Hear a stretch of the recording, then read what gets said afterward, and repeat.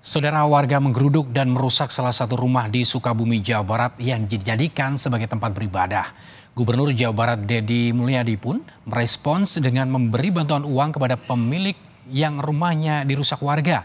Polisi juga memasang garis polisi guna penyelidikan lebih lanjut.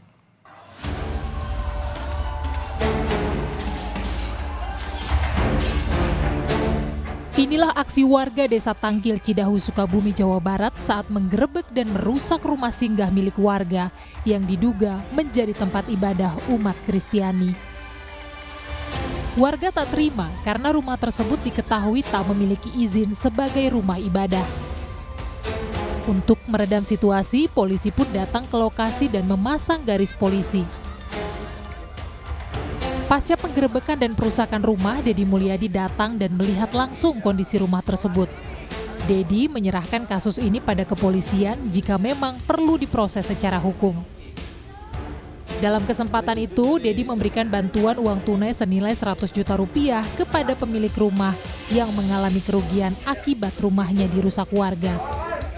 Deddy pun berpesan agar warga tetap hidup rukun dan saling berdampingan tanpa memandang ras dan agama.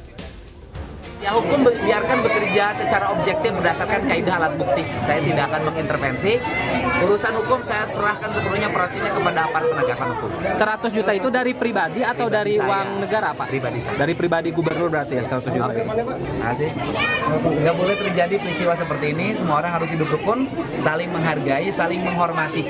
Menghormati perbedaan, menghormati keyakinan. Polres Sukabumi pun menggelar pertemuan bersama Forkopimda, Forum Kerukunan Umat Beragama, dan MUI untuk bermediasi.